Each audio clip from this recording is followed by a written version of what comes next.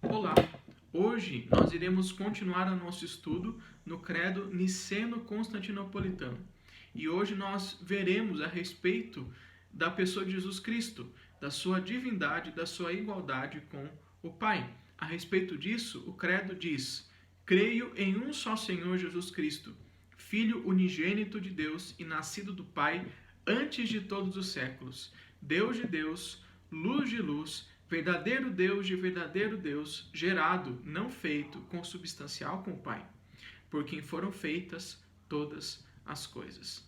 Perceba que esse trecho diz verdades importantíssimas da fé cristã a respeito da natureza do Senhor Jesus Cristo. Em primeiro lugar, quando o credo diz que nós cremos em um só Senhor Jesus Cristo, Filho unigênito de Deus e nascido do Pai antes de todos os séculos, preste atenção nessa palavra unigênito, que significa único gerado. Significa que Jesus Cristo é o único Filho gerado por Deus de sua mesma natureza, de sua mesma essência, de forma que não há outro igual a Jesus Cristo que tenha a mesma essência que o Pai.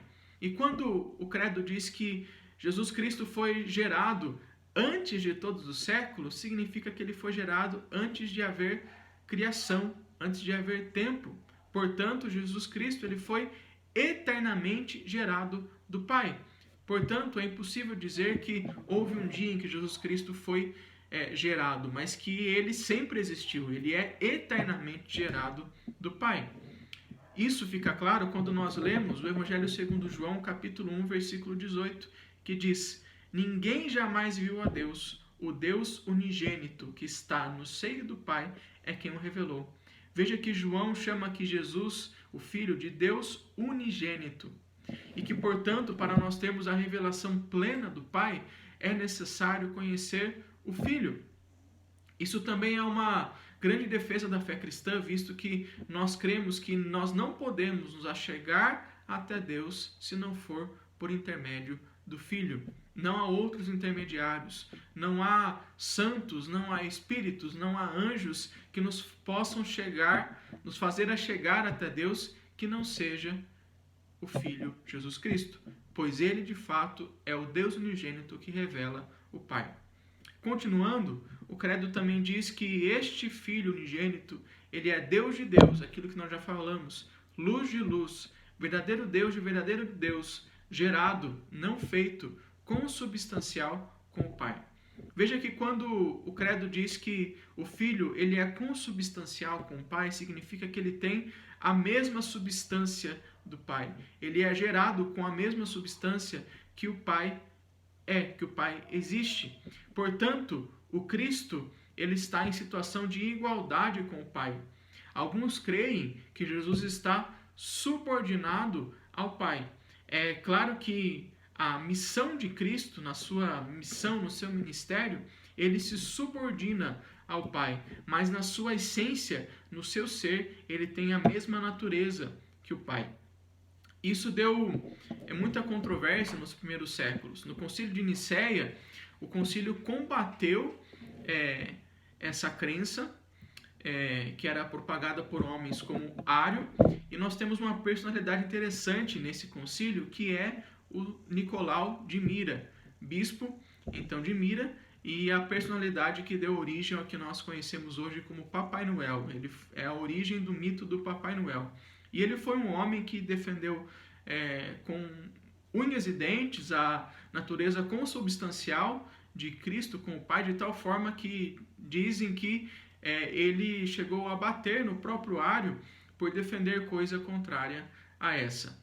Os historiadores da igreja têm uma certa ressalva, um certo receio com essa história, porque não é possível afirmar que ela é 100% verdadeira. Mas é interessante nós observarmos nessa época que quando nós falamos do Natal e falamos dessa figura natalina que é o Papai Noel, nós estamos falando de um homem que defendeu de alguma forma a natureza consubstancial do Filho com o Pai.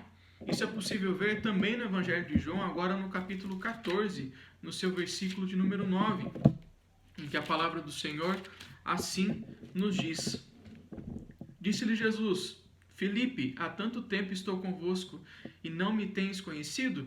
Quem me vê a mim, vê o Pai. como dizes tu, mostra-nos o Pai.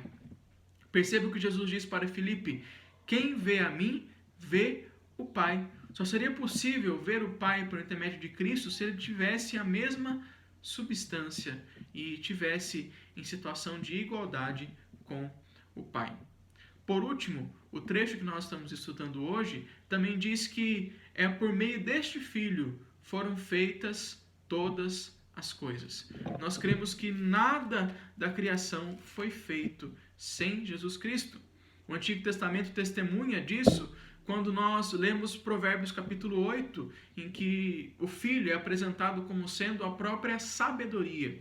E aqui no Evangelho de João, nos versículos de 1 a 3 do capítulo 1, o evangelista empresta essa figura de Provérbios 8 para falar com relação a Jesus. Ele diz: no princípio era o Verbo estava com Deus e o Verbo era Deus.